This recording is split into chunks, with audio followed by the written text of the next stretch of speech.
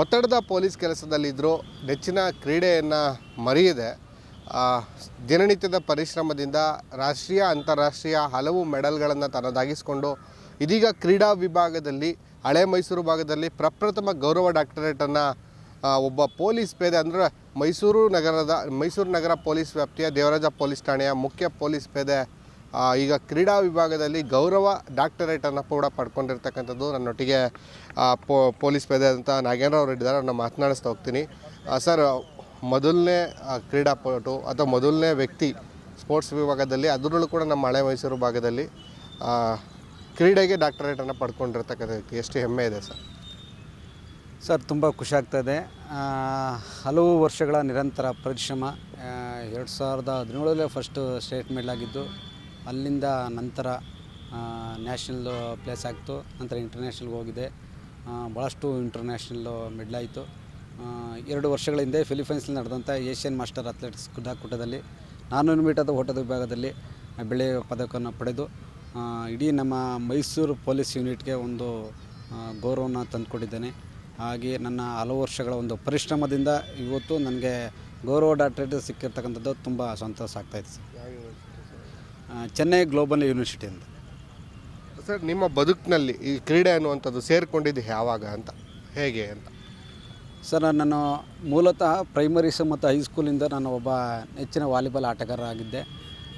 ಮೈಸೂರು ಮಹಾರಾಜಾಸ್ ಕಾಲೇಜ್ಗೆ ನಾನು ಯೂನಿವರ್ಸಿಟಿಗೆ ಅಡ್ಮಿಷನ್ ಆದ ಸಂದರ್ಭದಲ್ಲಿ ನಾನು ಒಬ್ಬ ವಾಲಿಬಾಲ್ ಆಟಗಾರನಾಗಿ ಮೈಸೂರು ಯೂನಿವರ್ಸಿಟಿಲೇ ರೆಪ್ರೆಸೆಂಟ್ ಕೂಡ ಮಾಡಿದ್ದೆ. ನಂತರ ರಾಜ್ಯ ಮಟ್ಟದ ದಸರಾ ಕ್ರೀಡಾಕೂಟ ಮತ್ತು 2007ನೇ ಸಾಲಿನಲ್ಲಿ ಪೊಲೀಸ್ ಇಲಾಖೆಗೆ ಸೇರಿದಂಥ ಸಂದರ್ಭದಲ್ಲಿ ರಾಜ್ಯ ಮಟ್ಟದ ಪೊಲೀಸ್ ಕ್ರೀಡಾಕೂಟದಲ್ಲಿ ಭಾಗವಹಿಸ್ತಾ ಇದ್ದೆ. ಬದಲಾದ ಒಂದು ಕಾಲಘಟ್ಟದಲ್ಲಿ ಅಥ್ಲೆಟಿಕ್ಸ್ ಅಂಕಣಕ್ಕೆ ಬಂದಿದ್ದೇ ಒಂದು ರೋಚಕ ಕತೆ. ಹಾಗೆ ಅಲ್ಲಿಂದ ಸ್ಟಾರ್ಟ್ ಆದ ಜರ್ನಿ ಇಲ್ಲಿ ತನಕ ತಂದಿಸಿದೆ. ಇನ್ನೂ ಕೂಡ ಮುಂದೆ ನನ್ನ ಒಂದು ಶಕ್ತಿ ಇರೋ ತನಕ ನಾನು ಇದೇ ಒಂದು ಅಥ್ಲೆಟಿಕ್ಸ್ನಲ್ಲಿ ಮುಂದುವರಿತೀನಿ ಅಂತ ನನ್ನ ಆಶಾಭಾವನೆ ಇದೆ ಸರ್. ಸರ್, ಯಾವ್ಯಾವ ದೇಶಗಳಲ್ಲಿ ಭಾಗವಹಿಸಿದ್ದೀರಿ ಮತ್ತು ಯಾವ್ಯಾವ ಮೆಡಲ್ಗಳನ್ನು ಈಗ ನಿಮ್ಮದಾಗಿಸ್ಕೊಂಡಿದ್ದೀರಿ ಸರ್ ಇಲ್ಲಿವರೆಗೆ? ಸರ್, ನಾನು ಮೊಟ್ಟ ಮೊದಲ ಇಂಟರ್ನ್ಯಾಷನಲ್ ಮೆಡಲ್ ಆಗಿದ್ದು ಭಗವಾನ್ ಬುದ್ಧ ಹುಟ್ಟಿದಂತಹ ನೇಪಾಳ ಲುಂಬಿನಿವನ ಹತ್ತಿರದ ನಡೆದಂಥ ಅಂತಾರಾಷ್ಟ್ರೀಯ ಕ್ರೀಡಾಕೂಟದಲ್ಲಿ ಫಸ್ಟು ಇಂಟರ್ನ್ಯಾಷನಲ್ ಮೆಡಲ್ ಆಯಿತು. ನಂತರ 2019ರಲ್ಲಿ ಮಲೇಷ್ಯಾಗೆ ಹೋಗಿದ್ದೆ. ತದನಂತರ ಥೈಲ್ಯಾಂಡು, ಸಿಂಗಾಪುರ, ಫಿಲಿಪೈನ್ಸು, 2 ಬಾರಿ ಶ್ರೀಲಂಕಾ, ಮತ್ತು ನಾಳೆ ಮತ್ತೆ ಶ್ರೀಲಂಕಾ ನಡೆದಂತಹ ಅಂತಾರಾಷ್ಟ್ರೀಯ ಕ್ರೀಡಾಕೂಟಕ್ಕೆ ಹೋಗ್ತಾಯಿದ್ದೀನಿ. ಬಹುತೇಕ ಒಂದು 10ರಿಂದ 12 ಅಂತಾರಾಷ್ಟ್ರೀಯ ಮಟ್ಟದ ಮೆಡಲ್ ಕೂಡ ಆಗಿದೆ. ಒಂದು ಏಷ್ಯನ್ ಕ್ರೀಡಾಕೂಟದಲ್ಲೇ ಮೆಡಲನ್ನ ಪಡ್ಕೊಂಡಿದ್ದೀನಿ ಸರ್. ಸರ್, ಈಗ ಹೇಳಿ ಕೇಳಿ ಪೊಲೀಸ್ ಕೆಲಸ ಅಂತ ಹೇಳಿದ್ರೆ ಸಾಕಷ್ಟು ಒತ್ತಡದ ಕೆಲಸ. ಆ ಒತ್ತಡದ ಕೆಲಸ, ಈ ಕಡೆ ಕುಟುಂಬದ ಜವಾಬ್ದಾರಿಗಳು, ಇದೆಲ್ಲದರ ನಡುವೆ ಕ್ರೀಡೆಗೆ ತರಬೇತಿಗೆ ಯಾವ ರೀತಿ ಸಮಯ ಮಾಡ್ಕೊಳ್ತಿದ್ದಾರೆ ಮತ್ತು ನಿಮ್ಮ ಇಲಾಖೆಯವರು ಆಗಿರ್ಬೋದು ಅಥವಾ ಕುಟುಂಬದವ್ರು ಯಾವ ರೀತಿ ಸಹಕಾರಿಯಾಗಿದ್ದಾರೆ ಸರ್ ನಿಮ್ಮ ಸಾಧನೆಗೆ? ಸರ್, ಮೊದಲಿಗೆ ನನ್ನ ಇಲಾಖೆ 2007ಗೆ ನಾನು ಬೆಂಗಳೂರು ಸಿಟಿಯಲ್ಲಿ ಅಪಾಯಿಂಟ್ ಆದ ಸಂದರ್ಭದಲ್ಲಿ ತುಂಬ ಒತ್ತಡ ಇತ್ತು. ಒಂದು ಮಾತಿದೆ, ಬೆಂಗಳೂರು ಸಿಟಿಲಿ ಯಾರು ಕರ್ತವ್ಯವನ್ನು ನಿರ್ವಹಿಸ್ತಾಯಿದ್ರೆ ಅವರು ಕರ್ನಾಟಕದ ಯಾವುದೇ ಮೂಲೆಗೆ ಹೋದರೂ ಕೂಡ ಕರ್ತವ್ಯ ನಿರ್ವಹಿಸ್ಬೋದು ಅನ್ನೋದು ಒಂದು ಮಾತಿತ್ತು. ಹಾಗೆ ಅಲ್ಲಿ ಒತ್ತಡವನ್ನು ನಿವಾರಿಸ್ಕೋಬೇಕು ಅನ್ನೋ ಕಾರಣದಿಂದ ನಾನು ಬೆಂಗಳೂರು ಸಿಟಿಯಿಂದ ಮೈಸೂರು ಸಿಟಿಗೆ ವರ್ಗಾವಣೆ ಆದೆ. ಮೈಸೂರು ಸಿಟಿಯಲ್ಲಿ ವರ್ಗಾವಣೆ ಆದ ಸಂದರ್ಭದಲ್ಲಿ ಸ್ವಲ್ಪ ಸಮಯಾವಕಾಶ ತುಂಬ ಕಡಿಮೆ ಇತ್ತು. ಸಿಕ್ಕಂಥ ಸಮಯಾವಕಾಶವನ್ನು ಸ್ವಲ್ಪ ಮಟ್ಟಿಗೆ ನಾನು ಕುಟುಂಬಕ್ಕೆ ವಿನಿಯೋಗಿಸ್ಕೊಂಡು ಉಳಿದಂಥ ಸಮಯವನ್ನು ನಾನು ಸ್ಪೋರ್ಟ್ಸ್ಗೆ ನಾನು ಉಪಯೋಗಿಸ್ಕೊಂಡೆ. ಹಾಗೆ ಹೆಚ್ಚಿನ ಸಮಯನ ನಾನು ಕೆಲಸ ಬಿಟ್ಟು ಅತಿ ಹೆಚ್ಚು ನನ್ನ ಸಮಯನ ಕೊಟ್ಟಿದ್ದು ಸ್ಪೋರ್ಟ್ಸ್ಗೆ. ನಾನು ಕೊಟ್ಟಂಥ ಸಮಯ, ನಾನು ಇಷ್ಟಪಟ್ಟಂಥ ಕ್ರೀಡೆ ಇವತ್ತು ನಾನು ಈ ಮಟ್ಟಕ್ಕೆ ಕರ್ಕೊಂಡು ಬಂದಿದ್ದೆ ಸರ್. ಅಲ್ಟಿಮೇಟ್ಲಿ ಈಗಾಗಲೇ ಸಾಕಷ್ಟು ಸಾಧನೆಗಳನ್ನು ಮಾಡಿದಿರಿ, ಮೆಡಲ್ಗಳನ್ನು ಪಡ್ಕೊಂಡಿದ್ದೀರಿ. ನಿಮ್ಮ ಗುರಿ ಅಂತ ಹೇಳಿದ್ರೆ, ನಿಮ್ಮ ಜೀವನದ ಗುರಿ ಅಂತ ಹೇಳಿದ್ರೆ ಯಾವುದಿದೆ ಸರ್? ಸರ್, ಪ್ರತಿಯೊಬ್ಬ ಕ್ರೀಡಾಪಟುಗೆ ಯಾವುದೇ ಒಬ್ಬ ಕ್ರೀಡಾಪಟುಗೆ ಆಗ್ಬೋದು, ರಾಷ್ಟ್ರ ಮಟ್ಟದಲ್ಲಿ ಮೆಡಲ್ ಮಾಡಬೇಕು. ನಾವು ಈ ದೇಶದಲ್ಲಿ ಹುಟ್ಟಿದ್ದೀವಿ, ಈ ದೇಶದಲ್ಲಿ ಬೆಳೆದಿದ್ದೀವಿ, ಈ ದೇಶದ ಒಂದು ಫ್ಲ್ಯಾಗ್ನ ಹಿಡಿದು ಅಂತಾರಾಷ್ಟ್ರೀಯ ಮಟ್ಟದಲ್ಲೂ ನಾವು ಮೆಡಲ್ ಮಾಡಬೇಕು ಅಂತ ಪ್ರತಿಯೊಬ್ಬ ಕ್ರೀಡಾಪಟುಗೆ ಆಸೆ ಇದ್ದೇ ಇರುತ್ತೆ.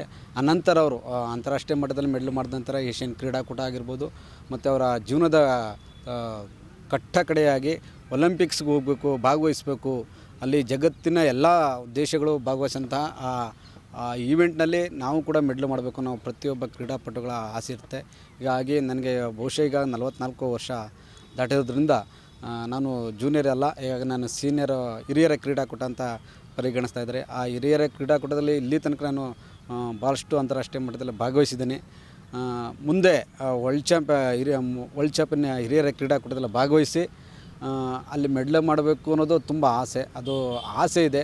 ಅದು ಚಂದ್ರಲೋಕಕ್ಕೆ ಹೋದಷ್ಟು ತುಂಬ ಕಷ್ಟ. ಯಾಕಂದರೆ ಇದುವರೆಗೂ ಕೂಡ ವರ್ಲ್ಡ್ ಚಾಂಪಿಯನ್ ಸೀನಿಯರ್ ಮೀಟ್ಗಳಲ್ಲಿ ಕರ್ನಾಟಕದವ್ರು ಯಾರೂ ಕೂಡ ಫೈನಲ್ಸ್ ಕುಂತಿಲ್ಲ ಟ್ರ್ಯಾಕ್ ಇವೆಂಟ್ಲಿ. ಬೇರೆ ಇವೆಂಟ್ಗಳಲ್ಲಿ ಥ್ರೋಸ್ ಇವೆಂಟ್ ಆಗ್ಬೋದು, ಜಂಪ್ಸ್ ಇವೆಂಟ್ ಆಗ್ಬೋದು, ಕರ್ನಾಟಕದ ಕೆಲವು ಮಂದಿಗಳು ಮಾತ್ರ ಮೆಡ್ಲಾಗಿದೆ. ಹಾಗೆ ಕರ್ನಾಟಕದಲ್ಲಿ ಯಾವ ಅಥ್ಲೀಟ್ ಕೂಡ ಟ್ರ್ಯಾಕ್ ಇವೆಂಟ್ಲಿ ಇದುವರೆಗೂ ಫೈನಲ್ಸ್ ಕುಂತಿಲ್ಲ.